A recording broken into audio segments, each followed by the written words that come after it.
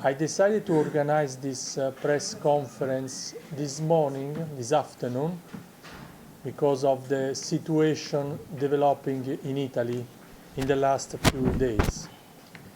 You know that since 22nd of February, we had cases of coronavirus in Italy, first in a small area in the north of Italy, and then it spread in all the country. So now there are cases of coronavirus in all over the country, apart from a few places, few provinces. All the countries affected, especially the northern part of Italy, with the economic and commercial capital of Italy, Milan, and of course cities like Venice, Bologna, and Turin, which is also economic powerhouse. The situation has changed dramatically in the last 48 hours because of the rising numbers of cases. We reached yesterday around 9,172 cases since the start. And less than 8,000 are the person sick at the moment. And we had 463 people who died, but also 724 people who have healed. But as you can imagine, the problem is the stress on the health system. So many people sick means that the hospitals are full, and intensive emergency units are full, and intensive care areas are close to full capacity. So it is really a danger of not being able to treat all the patients. The government has tried since the start to enforce measures of precaution to avoid the spread of the virus. This is not a problem of Italy. This is a problem for all over the world. So to stop the contagion in Italy means to stop the contagion, the spread of the virus in Europe and in the rest of the world. This is also what the Chinese have done. The Italian government chose transparency to provide information and clear directives. There were always consultations with the local authorities, with citizens, and especially with scientific institutions. All the decisions were taken after consulting scientists, and we have good scientists to provide advice. So it is transparency and the freedom of information to help fighting this disease. It's also fighting against fake news, I will say, because sometimes there are lots of fake news around, creating confusion among the public. But key is also to provide timely information to all citizens, and especially to take decisions based upon science and not about emotion or fake news. Since today is already enforced the most strict and severe measures across all the country. So from Milan to Palermo in Sicily, in all peninsula and the islands, the same rules apply. The same rules means that the mobility of people is restricted. Basically, our Prime Minister said our motto will be, I stay at home. I stay at home unless I need to go outside for some reason, which is to go to work, to go to shopping, of course, for basic needs, to go for emergencies, and to go for health reasons. And the police are checking people to avoid unnecessary movement. Schools, universities, sports centers, gyms, museums, cinemas, theaters, all public spaces are closed. Cafes and restaurants are open until 6 p.m. Shops are open from Monday to Friday, but only those who can maintain a safe distance of at least 1 meter among customers. People can stay at home, must stay at home, can also go out a little with their relatives. A walk is possible, and also to do some individual sport, but they need to maintain need to maintain distance from others. So all collective sports are banned now, and also all professional sport is not possible at the moment, including the Football League, which played the last game yesterday. So the idea is to discourage, to stop social gatherings as much as possible. So also marriages and funerals at this moment are not possible. You can imagine the situation that this creates. But also it is difficult to invite people at home, by the way. I mean, you stay at home with your relatives, with your close family, but try to avoid going out, but also trying to avoid the necessary contacts between people, like dinner at home with parents, with relatives. These are discouraged.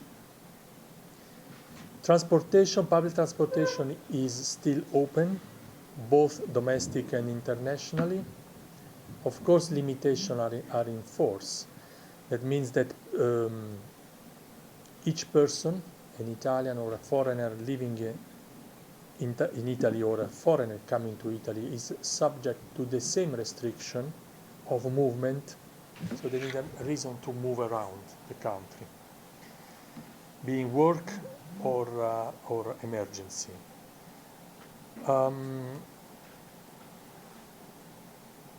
Means also that Tanzanian people who need to travel to Italy can go to Italy, but of course at this moment tourism is practically impossible, and if they have some business reason to come to Italy, that it cannot be postponed. Of course, this can be a valid reason, but please remember that once you arrive in Italy, you can be restricted in your movement. There is also economic activities continue, productive activities, factories are open.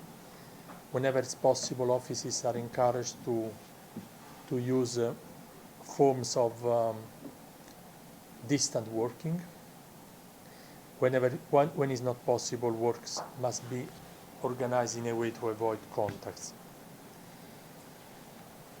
The situation, the economic damage of this situation is, of course, is huge.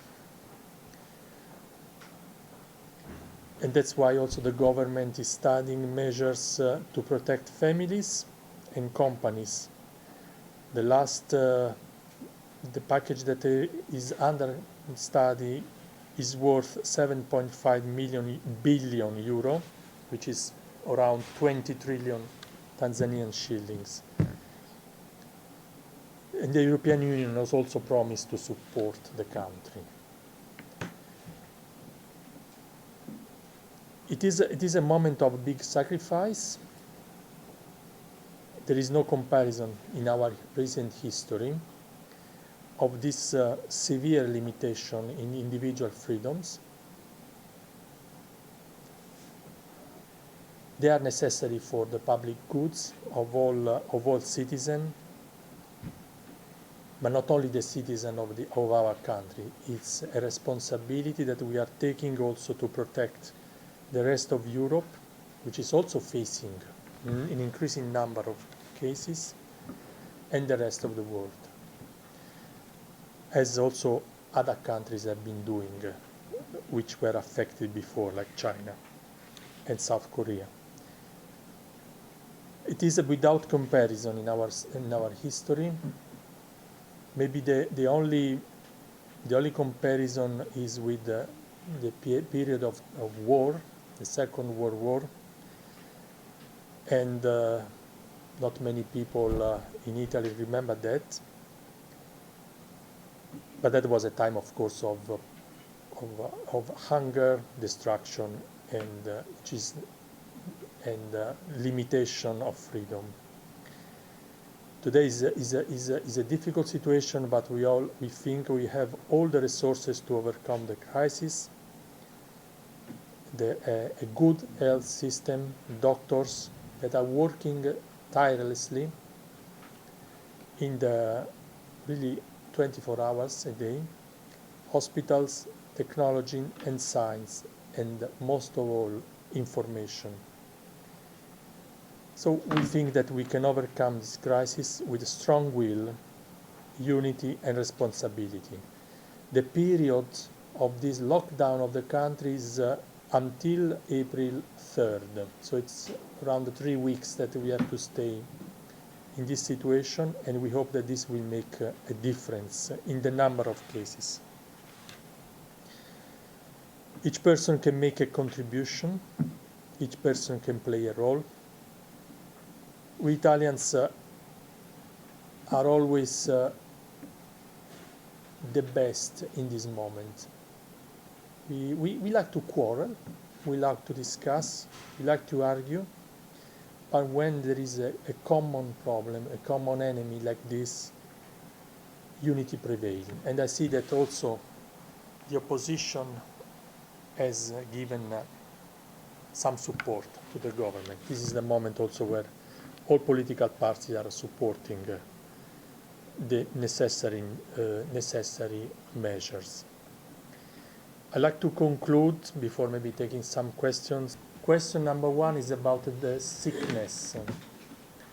Italy is the most affected country now in the world, because we are reaching more than 9,000 people who are sick.